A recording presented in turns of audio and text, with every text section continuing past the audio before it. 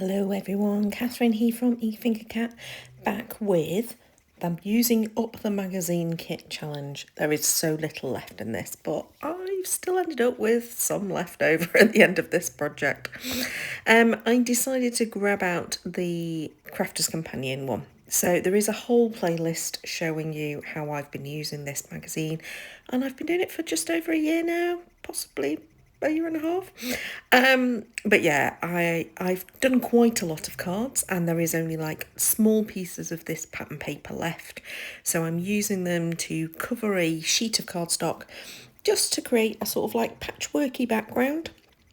I'm not really worried about coordinating colours because they come from the same kit, so they'll all work together and complement each other. And so I'm just grabbing those thinner panels and layering them up at a slight angle across the panel that is going to be my card front. Now, one of the cards, I did a whole load of brushos and the stamps from the kit, and I'd still got a few left over of these leaves. So I'm adding those in, fussy cutting them out. They're going to be on my card. And then I'm going to stamp some flowers to go with.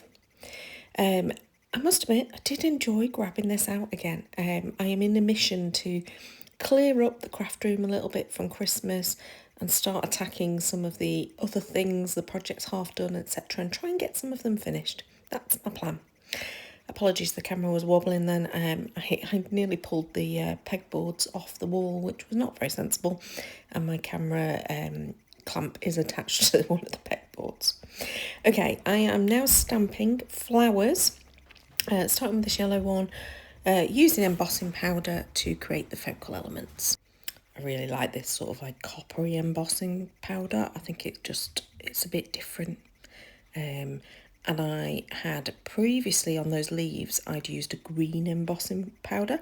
So I thought it was more appropriate than maybe doing white or clear or black or whatever, to just do for another colour. So now I'm doing the smaller flower, and I've stamped that 3 times on that scrap of the kind of peachy colour.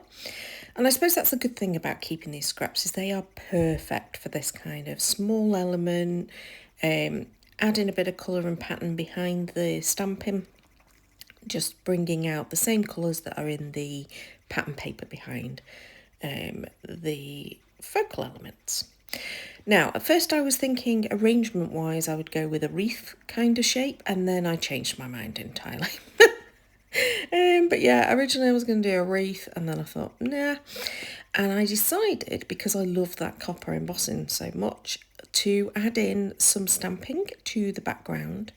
I did this on a few of the other cards that I've done on this series, so if you check out the playlist you'll have seen me do this a few times, where I've added the stamping, the word sentiment type stamps I've added to the backgrounds, just to enrich them, and most of the time I've done that with embossing. I just think it's a really cute way of adding in some additional texture, but with something that still links with what your focal features are, etc. And so I decided instead to go for kind of a pattern going down the card, and then leaving enough space so that I could add a sentiment over the top. And I stuck the leaves in all the way along. So I think it works really nicely. I went with this peach colour cardstock. This was in my scraps pouch, quite a large panel, so I think it's left over from another project. I think it probably came from the papers that I used in the Kendra's Card Challenge that I have got going on this month on my channel. Using those otter papers. So yeah, so there's some peach cardstock. I'm fairly confident it's Kingston Crafts cardstock, probably from their pastel range. And then I have done a sentiment with, again, that copper embossing powder. Told you I'm obsessed with it. I decided I wanted to add a bow in, just to add some texture.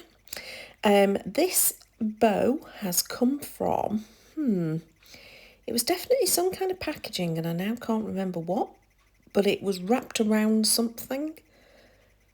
May have been a gift I've had. No, can't think what it was, but it was wrapped around something that I had as packaging, and I always trim any ribbons, anything that I think I can use in my craft room, I will keep, and I will find a use for them. Inside the card, I've added another scrap of the pattern paper and as a strip and a square, and then I decided to go and make 2 more flowers. This time a different scrap of the pattern paper because I couldn't see a peach one that would be the right size. Again with the copper, and then I'm just cutting these flowers out. Now I know the magazine set came with some dies.